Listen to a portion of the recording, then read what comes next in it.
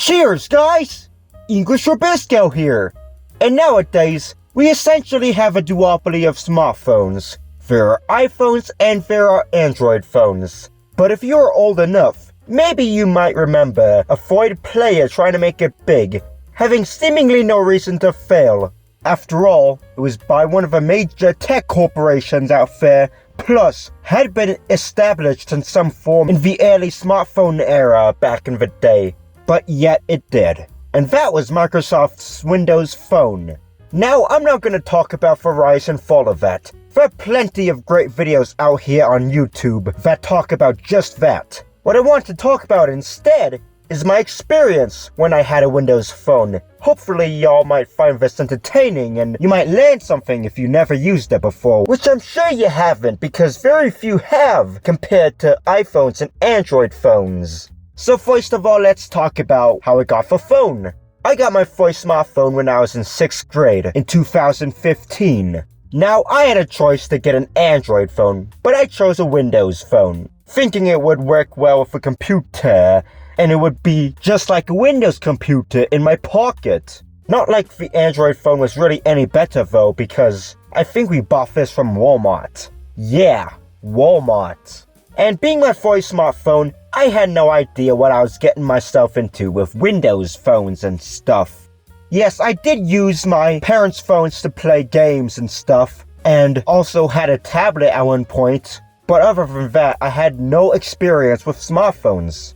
Absolutely none with phone numbers or texting or calling. Yeah, none of that. Now, it was a Nokia Lumia. Specifically, it was the Nokia Lumia 635. With 8GB of storage, and it had Windows Phone 8.1 on it. Again, I had no idea how little the storage capacity was on the phone, even back in the day, for that matter. And I was definitely really excited when I got it. Most of my friends already had phones, and I could text them now. I used to email them all the time before I got it. But there was a catch.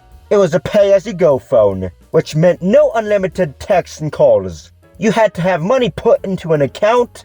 I believe a text cost 25 cents while a call cost 10 cents. I still had to email my friends most of the time because of this. I didn't want to use up all the money and keep having to waste money because of all that. And there was no data either, so if you had no Wi-Fi, there wasn't any internet whatsoever. Now, I doubt that all Windows phones were like this, but mine was. Stemming from my smartphone plan, and after a while of using it, the excitement I had started to fade away, and I started having gripes with the phone. The camera, of course, was not great. It was pretty bad, actually.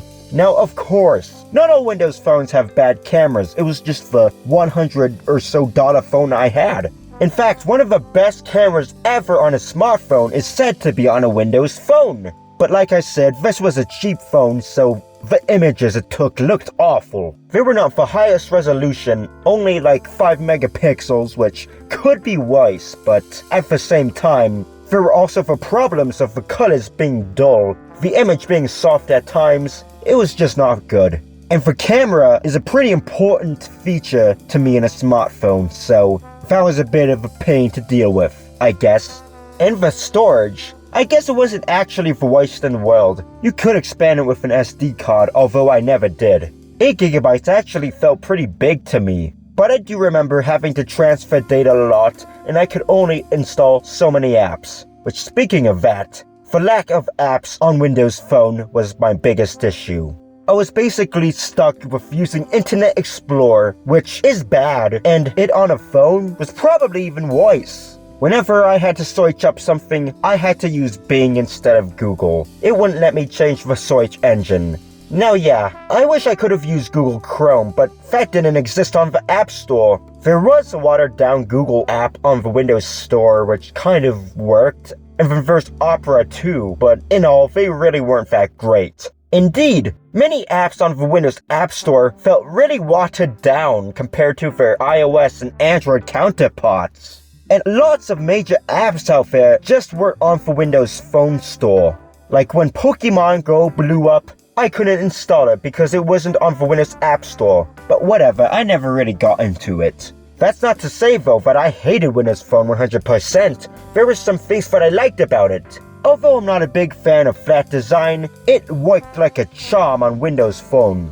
The start screen was just amazing! It was just perfect with all those live tiles, with all the apps showing you their previews, the weather app showing what the weather would be like, the Photos app showing a slideshow of pictures, all that stuff. It was just amazing. It showed you a quick peek without you having to open the app. You know, it kinda looked like a walk through Times Square. I know, I'm really pushing it here, but it almost looked like you had a bunch of billboards right in front of you every time you open up your phone. It was pretty cool. And it was really well organized too. If you wanted to see apps that weren't on your start screen, all you had to do was swipe right. They were even listed in alphabetical order and broken down by letter. It was just so easy to find everything. Except the settings app, that was a bit of a chaotic mess, I will say, but other than that, everything was just so perfectly organized. In general, the UI was really intuitive and easy to use. Also, Nokia Lumia's camera app had many advanced features. You could really take advantage of it if you had the phone with a good camera. You could change the shutter speed, ISO, all that kind of stuff. And since then, the other smartphone platforms have adopted this in some way, but I think Windows Phone might have been the first one to do it. And of course, a smartphone camera is never a substitute for a proper DSLR camera. But if you had that really good camera on the Windows Phone, you really could take some good pictures with the Nokia Lumia, and the camera app really enabled you to do that. And finally, pretty importantly, Windows Phone ran really well, even on the most crappy of hardware like my phone. It was always really snappy, fast, all the animations and whatnot worked as if it was a high-end phone for me. It never really lagged or hung on me at all. I can't say this with my current phone, actually. And that was the amazing part about Windows Phone. It ran so well, whether you had a $100 phone or a $700 phone. It was just, I have no idea how it was able to do that, honestly. Considering how Windows is associated with bloat and all that stuff these days. So yeah, we switched carriers a year later in 2016, so I used this as an opportunity to escape from the Windows Phone platform. After that, I never had to deal with a prepaid plan, so I could text and call as much as I wanted to. And I also got data for the first time. It was pretty cool being able to use the internet without Wi-Fi and stuff. And honestly, I'm pretty glad I didn't experience the death of Windows Phone. But having that low-end Windows Phone brings back both good and bad memories. It's a really different experience than iOS or Android, and I'm happy to say that I experienced Windows Phone while it was still around. And who knows, Windows Phone could have actually been viable if only it had managed to solve the problem of the lack of apps. But yeah, that was basically my experience using Windows Phone, and that's all there is. Bye now!